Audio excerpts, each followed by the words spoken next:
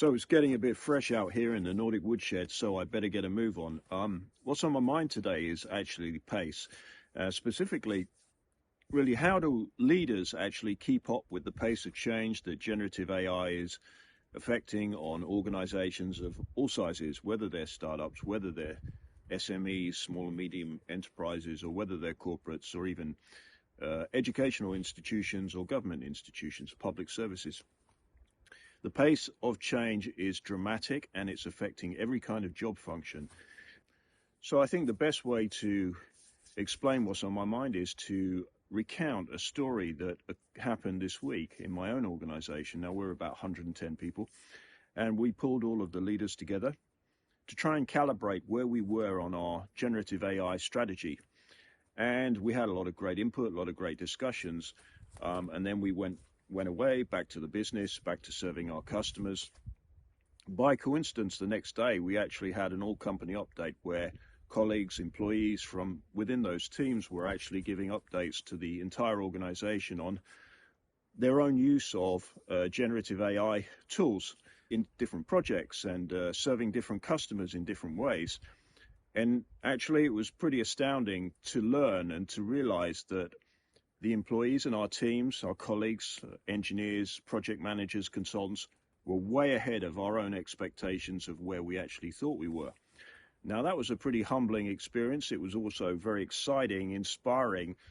And then it occurred to me, basically, that we really need to recalibrate where we are and start thinking about actually we're a lot further down the line than we assumed. And the reason for this, of course, is that employees, colleagues in teams, they're actually taking ownership of the ability to use these tools very, very quickly because they can see so much utility in what the benefits are for the deployment within their own specific activities or, jobs and projects that they're working on with customers. So really, and if I step back now out of my own organization and start looking at wider organizations, really, I think leaders need to start realizing that actually, they're a lot further down the path than they may realize. The question is, how do you actually understand where all of the different silos and the different teams are in the kind of application of generative AI across different functions?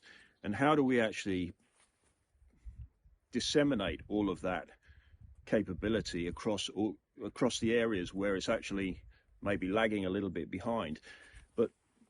Really, also what's on my mind is what does that mean for us as leaders? So how do we actually recalibrate our own strategies and our own plans? And what does that mean for budgeting and forward planning and organizational investment, M&A, and all of this kind of thing? So I think it's a pretty interesting and fascinating subject. And of course, this is just going to pick up pace all of the time. Almost every day, we're seeing these dramatic changes, new capabilities. Last Monday, we saw this opening up, or the announcements about the opening up of OpenAI's GPT store. I actually had my own little test creating my own GPT on Friday, where I took all of my previous content from LinkedIn and Medium blogs together with transcripts from my YouTube videos, and I dumped them into this new GPT that I created to basically advise me on what my next blogs or what my next YouTube should be based on the trajectory of new generative AI announcements. And it was pretty simple to create. I did it in about 5 minutes. But the pace is picking up, and this is just going to continue to kind of accelerate. Baselines are going to continue to change in terms of expectations, where we are, planned strategies. So I think the role of the leader is going to change very, very rapidly. And I think I could probably sum that up with 3 questions, maybe 3 questions and 1 bonus question. So question number 1, really, how can leaders in all functions really keep pace? And the basic answer to that is really to continuously educate themselves. And that's not difficult. There's just so much fabulous material out there on YouTube, but also getting out there, talking to colleagues, understanding where your own teams are actually deploying generative AI to solve real problems that are serving our customers in a much better way. So education is key. and education on a daily basis. 5-10 minutes doesn't really matter. You can learn so much from some of these insightful YouTubes, for example. Second question, what does this all mean? This pace of change, the fact that our employees maybe are moving ahead of us in terms of their own capabilities and understandings of using generative AI. What does that actually mean for the role of the leader?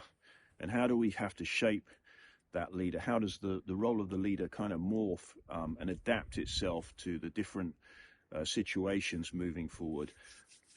Third question is, what about interviewing new leaders, interviewing executives for jobs? So I think one of the things that we're going to be expected to face is some serious questions in interview processes around what's our expertise or experience with using AI assistants, GPTs, and how that has actually had a material impact on our customers and our business and the growth of the operations. So I think that leaders are going to be expected to answer some heavy questioning and to provide a lot more insight into the use of generative AI during interview processes for new jobs and functions. Final question, bonus question, number 4. What does this mean for the fabled executive MBA? So how is an executive MBA or even an MBA going to have to reshape itself around some of these dramatic changes in terms of the pace of impact of generative AI in the organizations, and how leaders have to really retune themselves constantly, re-educate themselves in order to actually, I guess, stay relevant to the business that they're actually leading. So that's a fascinating one. Anyway, starting to snow again here. It's getting a bit cold, so I'll wrap this up. And if you liked what you hear, please like and subscribe, and I'll be back with more insights next week from the Nordic Woodshed.